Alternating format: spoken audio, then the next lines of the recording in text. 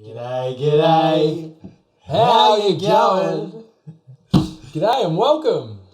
The first podcast. Yes, our first podcast. Woo! The Visionary Brothers. We're That's here right. in podcast land. Yes, that's correct. Yes, Ben. I am Matt. And I'm Ben. And we're the Visionary Brothers. Yet again. Yet again. Introduce yourself, Benjamin. My name's Ben, as you've already been told. Twice.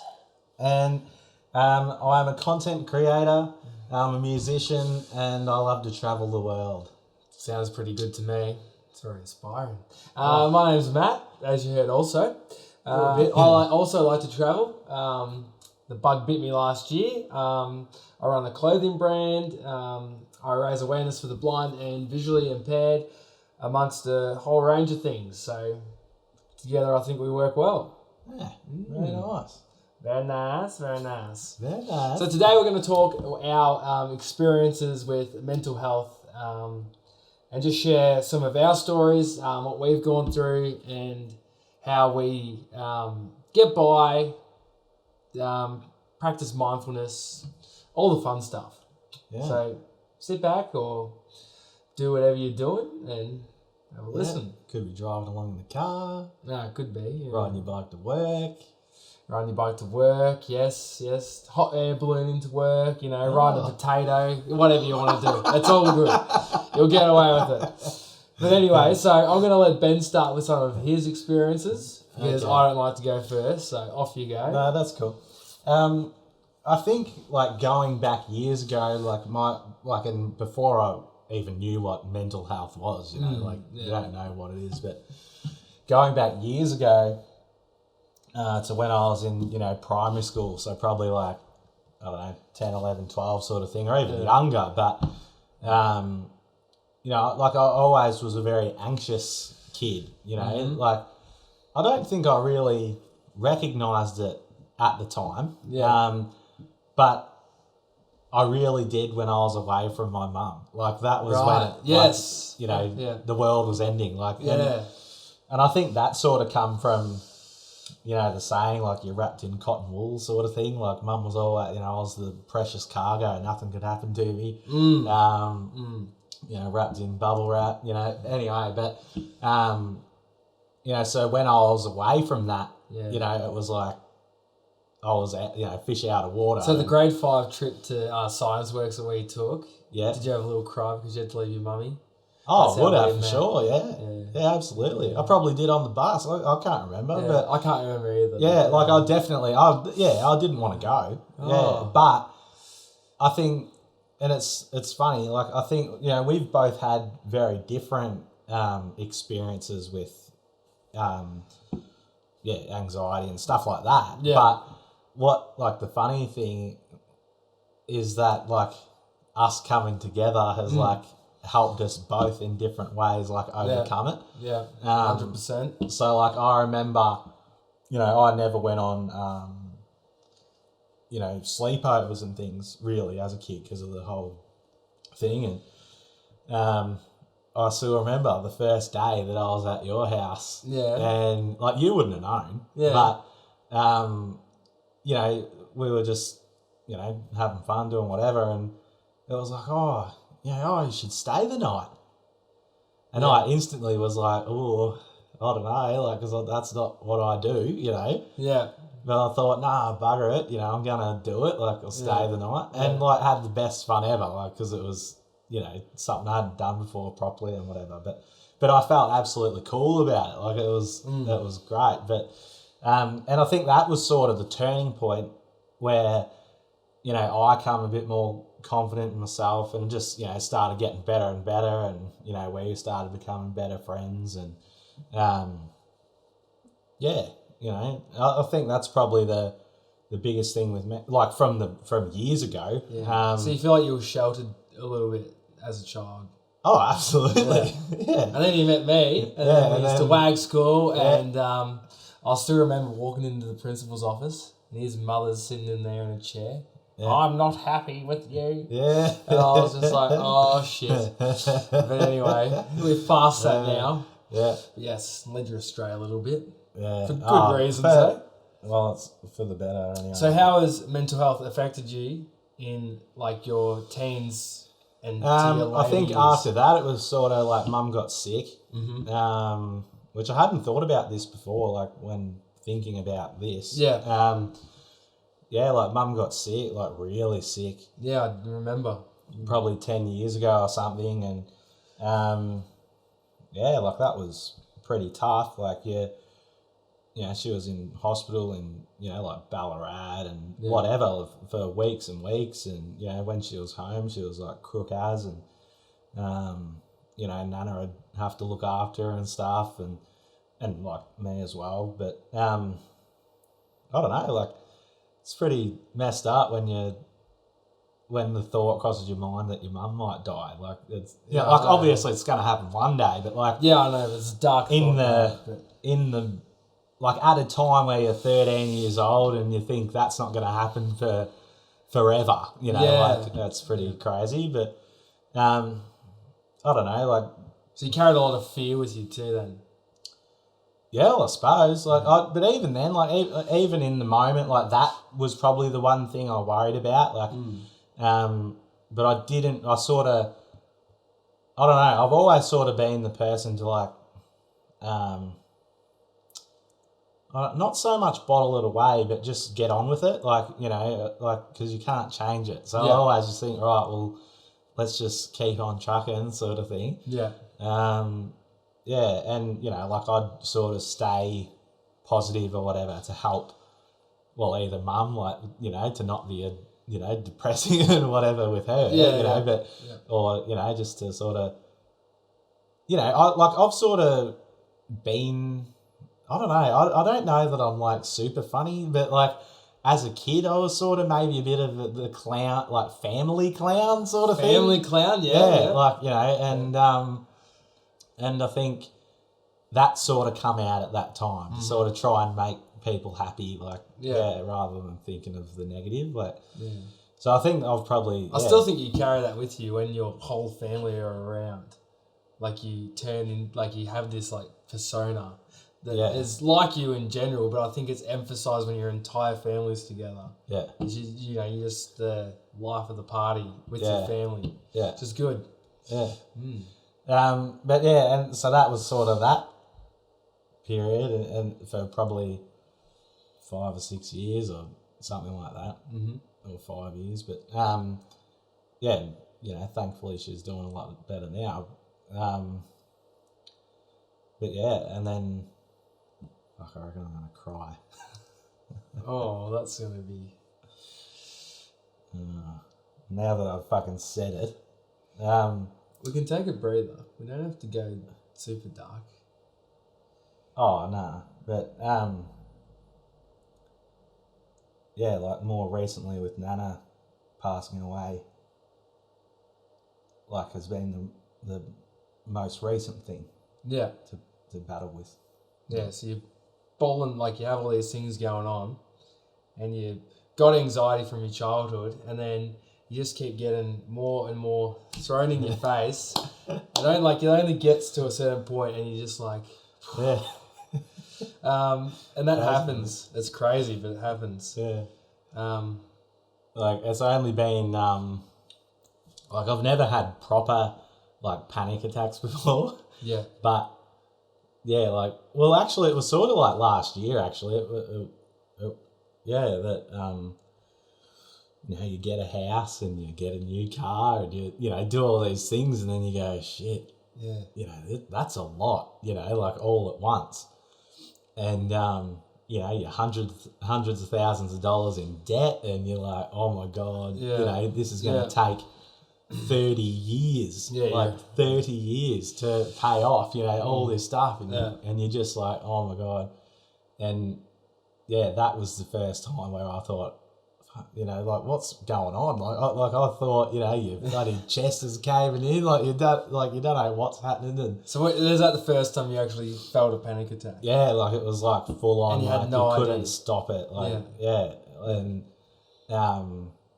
they are daunting. They're crazy. Yeah, it's not fun. No, but, it's like going on a carnival ride that's like torture. Yeah. You're waiting for it to stop, and it just doesn't seem to ever bloody stop. Nah, it doesn't. Yeah. Since then,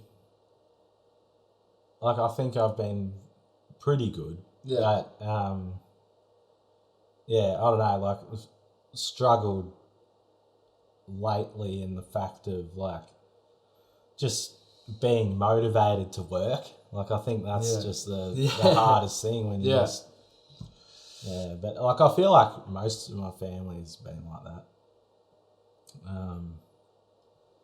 Because, Nana was like the god of our family sort of thing, you know, like the top of the pyramid or whatever. Definitely queen. The queen. And you sort of, I don't know, feel a bit lost, I suppose. But, but it's all up, onwards and upwards. Yeah, that's right. Yeah. Good stuff. Yeah.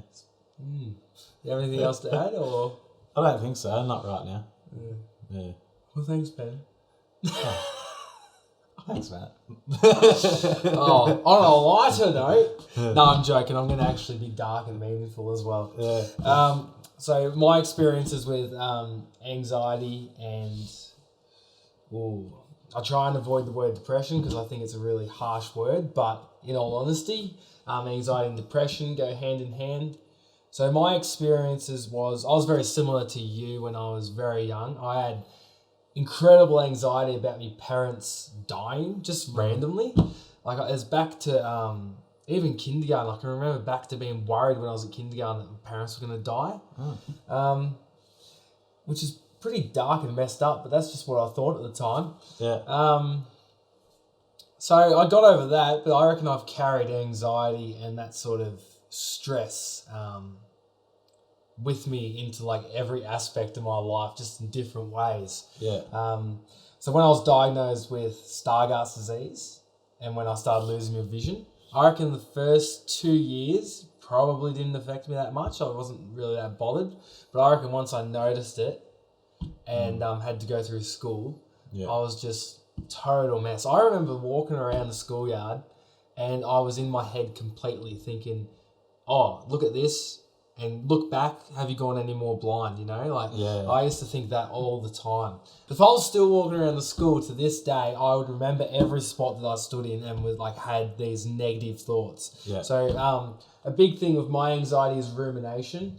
I pick a thought and I just ruminate on it. It couldn't be for months. Sometimes, like, you know, you think it's just never going to end. Yeah. So I had a lot of anxiety around...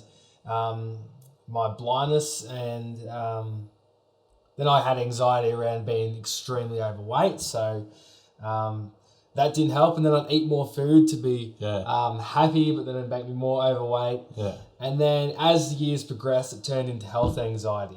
I was a complete hypochondriac. It was crazy. I spent every cent in my bank account, bought a TV, did a few trips to Crown just because I gave myself like 3 months to live. Just out of nowhere, just some Google searches, and I was like, oh, well, you know, I'm gone in 3 months. I need to spend my money. Yeah. I remember that. It almost seems comical and funny to think of it, but at the time it was super real. I was convinced I had brain tumours. I was convinced I had leukemia, melanoma, any form of like disease that's going to be terminal. Yeah. I convinced my body to have the physical symptoms. Yeah. And like I remember having a migraine for the best part of 2 weeks once, just because I told myself I had to have that. Yeah. And, you know, then I couldn't tell like apart what's real and what's fake. Yeah. So that was the biggest thing with me. Yeah. Is when you're in those cycles of rumination, you're on this bloody hamster wheel and you just can't get off. It's really hard to find out what's real. What are you feeling that's actually like legit? Yeah. And then what are you feeling that's just in your head? Yeah. It's a really crazy process to go through. Yeah. Luckily, I'm not a hypochondriac anymore. I think I've gone the complete opposite way. Yeah. Somewhat too much. Yeah. But yeah, with anxiety these days, I put way too much pressure on myself. I think that I'm never doing anything. Yeah. like not doing enough or not achieving enough or whatever. Yeah, well, like I could do, like, you know, today we're recording this podcast. Yeah. I had to draw that logo up this morning. But even like in my head today, my thoughts have been, what are you doing? You're doing nothing. You know, I did a 10K walk today and I've still done nothing. So that happens. Like that's just a part of who I am. Yeah. So yeah, I think a big thing for me now is being mindful, meditation. Yeah. And aware of. I need to be aware of my thoughts when I know that that's just me anxiety talking. Yeah. That's depression talking. Yeah. That's self-doubt, you know, because those things will come into your head when you're trying to have a good time. Yeah. And they'll try and like label you or something or put a thought in your head to bring you back down. Yeah. Misery loves company. I think your thoughts love company. Your negative ones, they seem to cling on like a leech. And you can't just, you know, get a lighter and burn them off your hands. So we have to work through our thoughts and, you know, learn our minds, try to process them. Yeah. And, I think just let go sometimes. Yeah.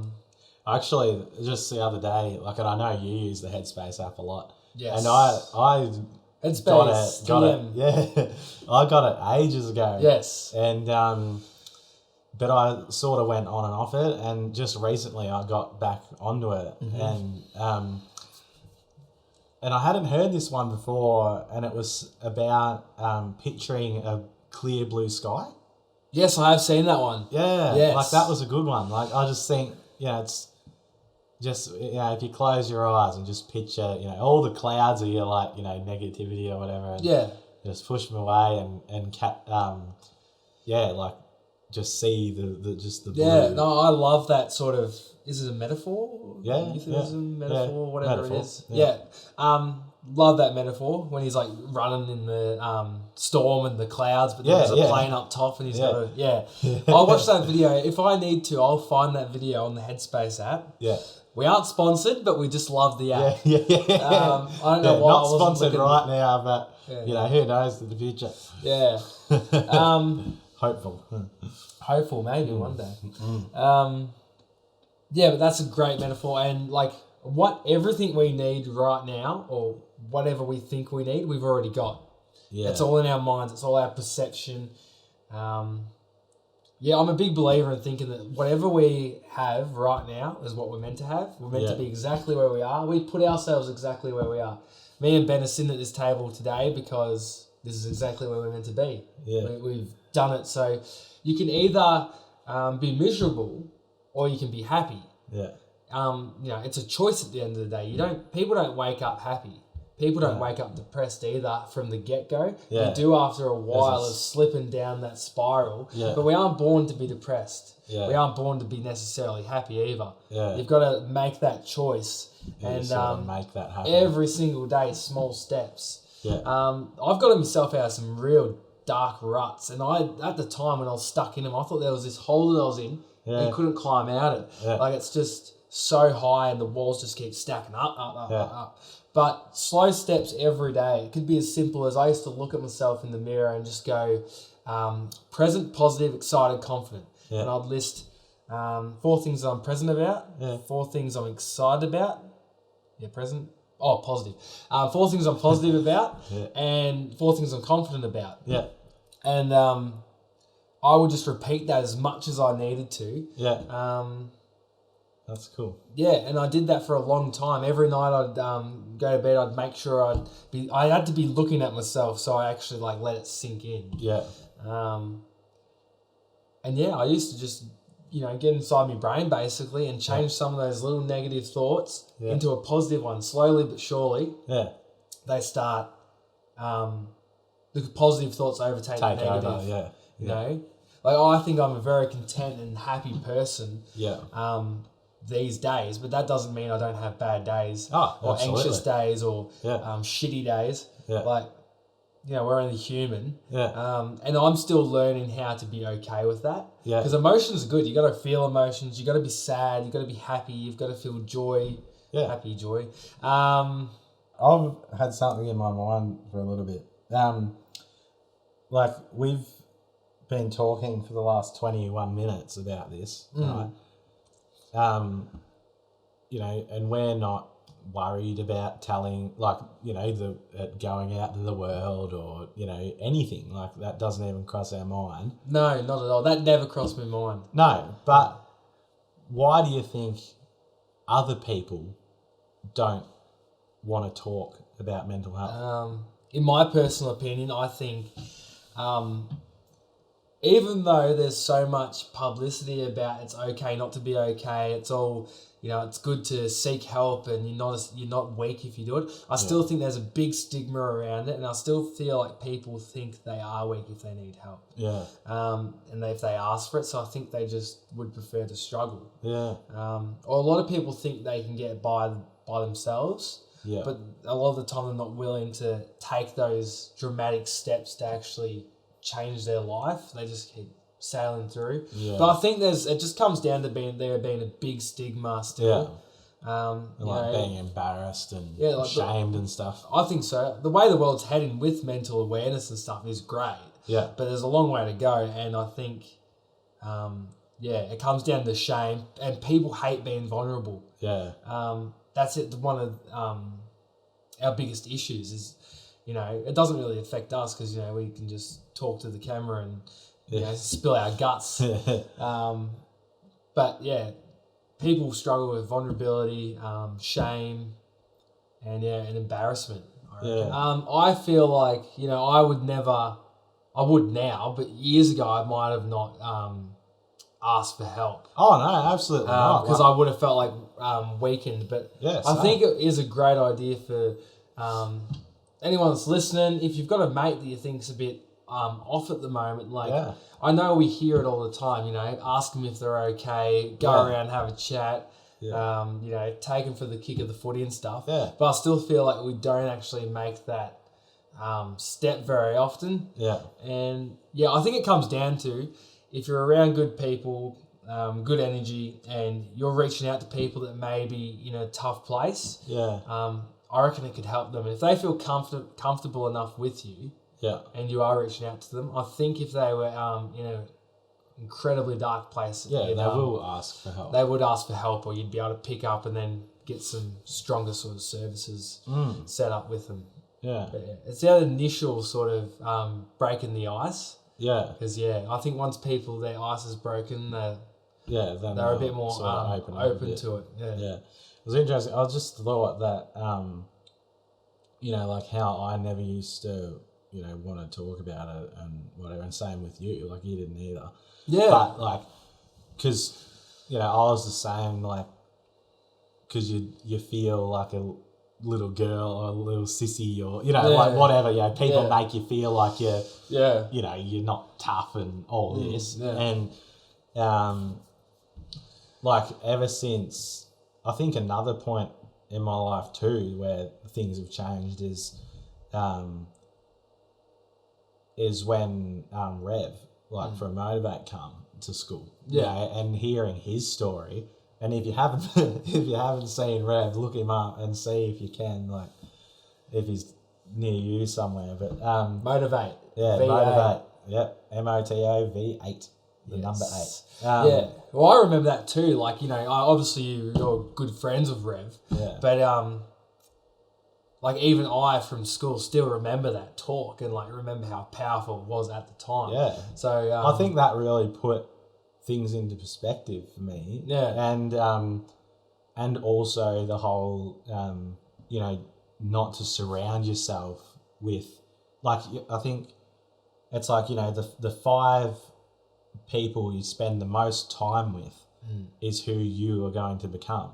And it was like, oh, like that's so true though. That's not great, like, you know, like it's, you know, you are what you eat. Yeah. You sleep with dogs, you get flies. You know, that sort of saying. Yeah. These things are cliches because they are real. You know what I mean? They don't just get made up one day and then people go, oh, it's not true. But like, it's a cliche, or, like, you know, a funny saying because they are true. And I highly agree with that. Like, that's stuck in my head too. Yeah. And I'm still learning that. If you hang around, if you want to be positive and have good energy and, you know, be content, you need to find like-minded people that do want to be happy and content and, you know, put out good energy. Yeah. You know, if you want to be sad, well then, no one wants to be sad. So, it's not going to happen. But you do find that there are cliques and if anyone's listening, that this hasn't been brought up before, I don't know why I keep looking at the microphone like it's like some godly thing. Hello, Aphrodite. If you listen to this for the first time and you haven't really thought of the 5 people thing, just think about how you feel and then the people around you feel. Yeah. I'm 100% certain that your energies and stuff would be sort of similar. Yeah, absolutely. And just to sort of reassess, are they giving you value and non-financial value? I mean, good energy value. Yeah. Do they bring joy to your life and contentment? And if they do, well, that's bloody awesome. Yeah. If not, piss them off. Yeah, exactly. Give them the flick. Yeah, that's it. How I was saying, with the fight, with Rev's talk, that was like an awakening, like a really standout sort of moment. And I learned from that. The other thing was when I first went traveling overseas. Yeah. The first place I went to was Vietnam. Yeah. So you're going to a third world country. Putting things into perspective I was just trying to think of that. I couldn't think of it. Yeah. And you go there, and I know you haven't been there, but have you been anywhere third world? It's just Europe and America, hey? Yeah. So no, I haven't. When you go somewhere, third world, it's just amazing to see how they live. And everybody says it, they have nothing, yet they're the happiest people in the world, sort of thing. And I think they don't know any different. So they're happy with what they've got. Yeah. Which I think a lot of people could learn from that, rather than pining over everything that the next thing they want and, the new car and the bigger house and all this stuff. They're constantly chasing things, so they're never content. Where these people, live in a stick hut, and there's a buffalo out the back and, the field with rice in it or whatever it may be. And they're just, if you went up, and I'm sure that they would have their issues as well, but, on the outside, which I think is, I'm sort of swaying into something else, but,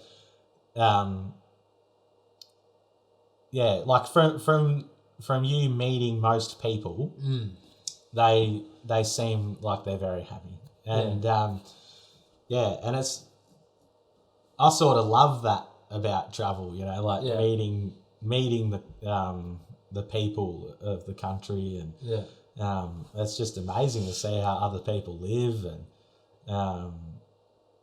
I think especially that, I've really learnt from Vietnam and Bali.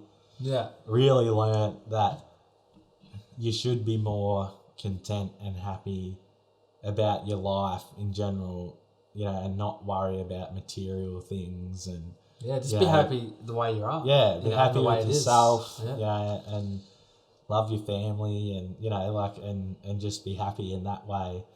Because really, what else do you have, that? Yeah, I know. You can have all these other things, but,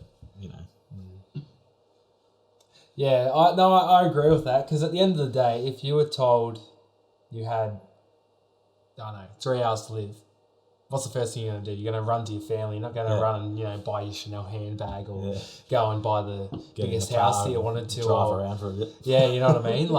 All these material items, they just become, irrelevant. If you did think of the bigger picture and what's actually important. So I think those people, not that I've met any of them, but to me they do appear really happy and content with just what they've got, which is just the bare essentials and their family, and they're happy. Yeah. Which is but they're all about family as well. That's all they're about too. And very family orientated. It's really cool. We've talked about years ago, then sort of the middle, and current we haven't really talked much about. like the present. When I've thought about it, like it's cool.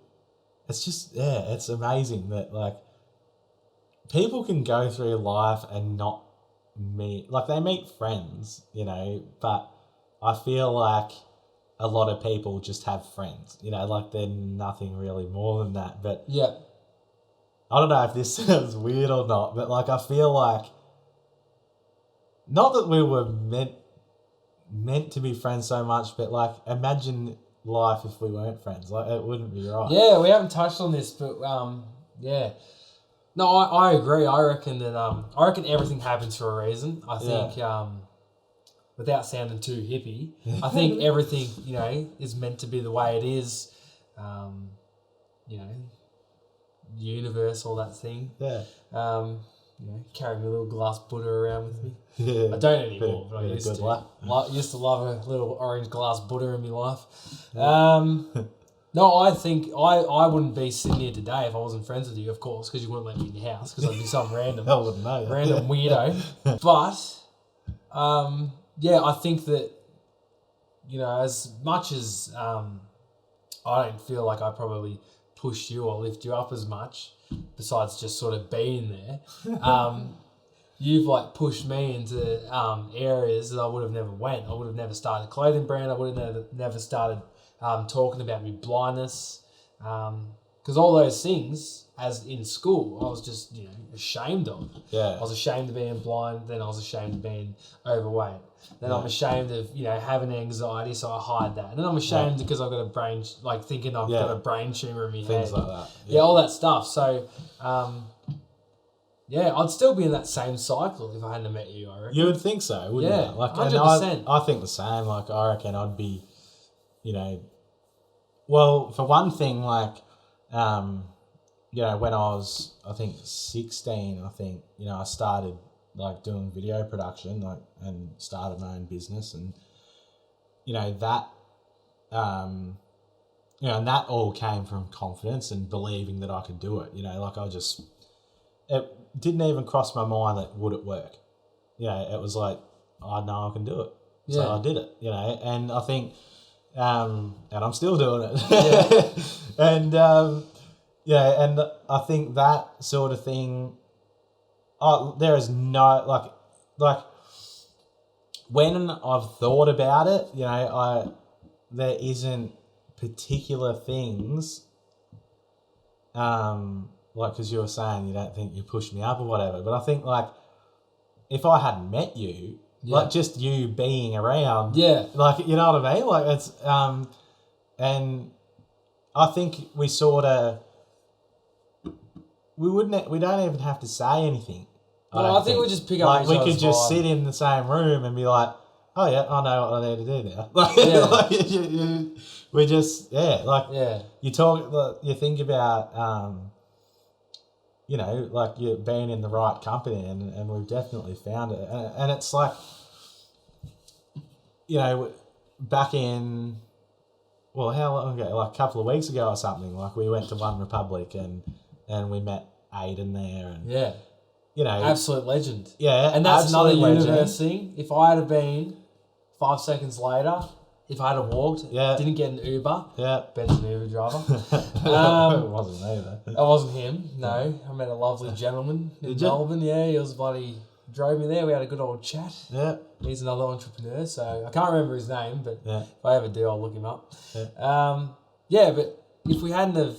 Like, that's why I think everything happens for a reason. Yeah. Because like, he's like exactly the same. He's one of us. Yeah. And, and it's hard to find. Like, I don't think, besides Ben, I don't really have that, anyone in my life that is sort of like me, like that, they've got the same interests, energy, it's a positive outlook on things. Yeah. And just so many interests, just so many nails on the head, That sounds so bad. It's nails on the head. Anyway. Yeah. Bad topic. But like Aiden was like exactly like that. So I think things happen for a reason. Yeah. Like, that day going to One Republic, I felt really anxious and just a bit like down and out. Yeah. And like, then I met this awesome guy that, now we're going to be like, now we're friends with. Mates with. you know, like things happen when they need to, I reckon. That's it. Yeah. And it's cool. I think also like coming across Yes Theory on YouTube, you know, not that I've met a lot of people, but it's just amazing to see that there are so many people similar.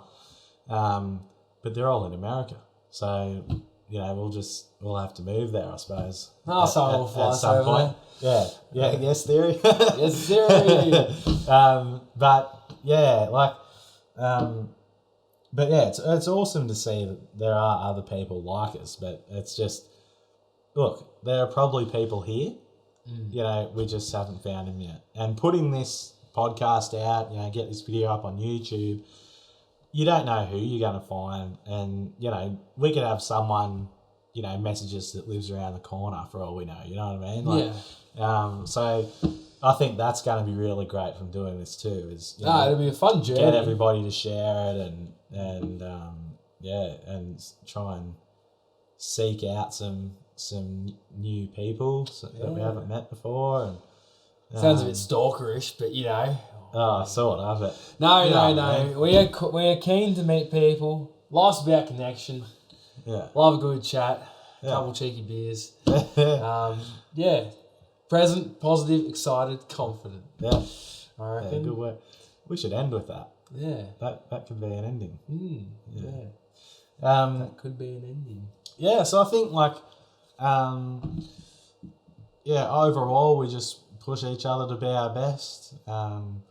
You know, we both believe that if you believe in yourself and believe in what your dreams and goals are, that you can do it no matter what. And 100%. People that have seen our little moment, you know, competition video, you know, people love that though. Like, it was surprising. Like, it was not great, you know, cinema-wise and whatever. Like, it wasn't great. It was just shot on a phone and, you know, whatever. But the content within it, like, I've come across a guy that watched every entry. Like, it must have been like maybe he was doing a challenge or something. Yeah. And he watched every entry and I went through seeing it was our video, and it took me ages, but eventually come across he watched ours. And you know, he was really keen to see what we come out with next. So and he was just a complete stranger in America somewhere. So I think, you know, today's the start, I think, and we've got some things coming up that you'll eventually learn about, and partly why we're starting today. But I think this is something, you know, we really want to try and do this, you know, once a week, sit down, and I think even just have a chat, you know, or if we come up with, and let us know in the comments, like, let us know what you want to hear about, if you want us to touch on any certain subject or hear about any aspect of our lives in more detail. But and that will form us more, you know, and ask us anything. I'm an open book. There's nothing Matt won't tell you. I'll tell you anything. There's you know, and that's all just more content that we can grab and run with. So and I think that's exciting. Like, I think I'm keen. I'm excited for there's lots of stuff to come. We don't know where the destination is. We don't know where we're taking this, but we're just keen for the journey, as cliche as that is. Enjoy the ride. So, I'm keen. All right. Now, I reckon we'll finish off now. What's your thing? Be present, be positive, be excited, be confident. You're awesome.